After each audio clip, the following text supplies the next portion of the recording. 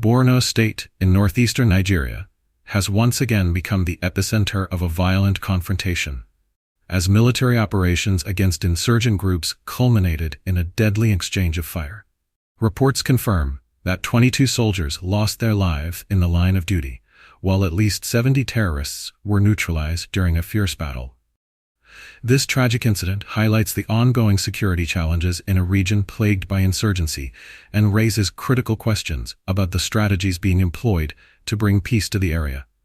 According to official military forces, the operation was launched after intelligence reports indicated that a terrorist group was amassing resources and preparing for an attack on civilian communities near the Sambisa forest. Acting swiftly, the Nigerian army deployed a tactical unit to intercept the group. What ensued was a prolonged and intense firefight, with both sides incurring heavy casualties. Eyewitnesses described the scene as chaotic, with the sound of gunfire and explosions echoing across the landscape. While the military succeeded in neutralizing 70 insurgents and seizing large quantities of ammunition, the loss of 22 soldiers serve as a somber reminder of the human cost of maintaining national security. Among the fallen soldiers were young recruits and seasoned officers, whose sacrifices will not be forgotten.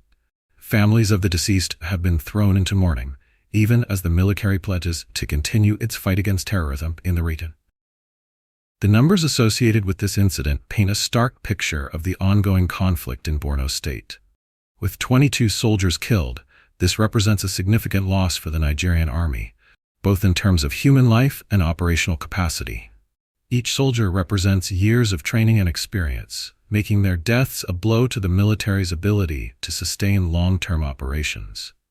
Additionally, the emotional toll on the families of these brave men and women is immeasurable.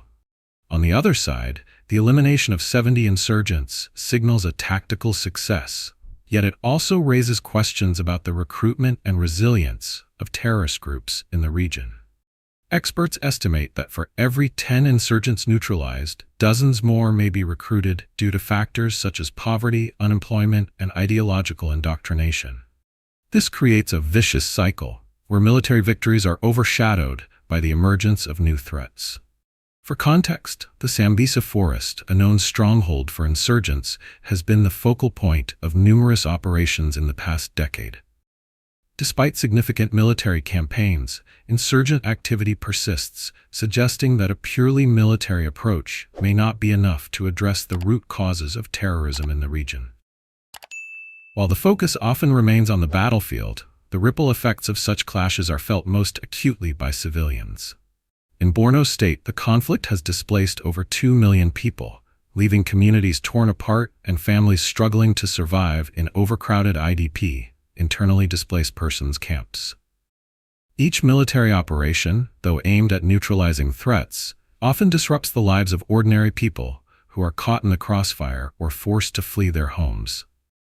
For example, recent reports indicate that nearby villages experienced collateral damage during the operation. Homes were destroyed and access to essential resources such as food and water was disrupted. This underscores the need for a comprehensive approach to conflict resolution, one that prioritizes both security and humanitarian aid. Without addressing the socioeconomic factors driving insurgency, the cycle of violence is unlikely to end. To illustrate, imagine a young boy living in an IDP camp after his village was attacked.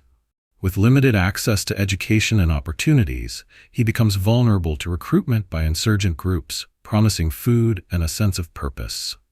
Breaking this cycle requires more than military might. It demands investment in education, economic opportunities, and community rebuilding. The tragic loss of life in Borno State serves as a wake-up call for the Nigerian government and international stakeholders to rethink their strategies. While the military's efforts are commendable, they must be complemented by long-term policies that address the root causes of insurgency. Programs focused on poverty alleviation, job creation, and education can reduce the pool of potential recruits for terrorist groups, while fostering hope in communities that have borne the brunt of the conflict.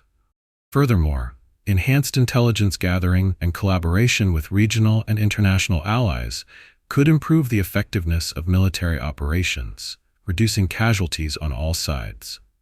For instance, the use of drones and satellite surveillance has proven successful in other conflict zones and could be a game-changer in Borno State. Additionally, involving local leaders and communities in peace-building initiatives can foster trust and cooperation, creating a united front against terrorism. As the nation mourns the loss of its brave soldiers, this incident should serve as a catalyst for action. Nigeria must honor their sacrifice by working toward lasting peace in Borno State and beyond. The cost of inaction is too high, not just for the military, but for the millions of Nigerians whose lives depend on a stable and secure country. The Borno State military operation is a stark reminder of the sacrifices made by the armed forces and the urgent need for comprehensive solutions to Nigeria's security challenges. While the battle against insurgency continues, the focus must shift toward addressing the underlying issues that fuel the conflict.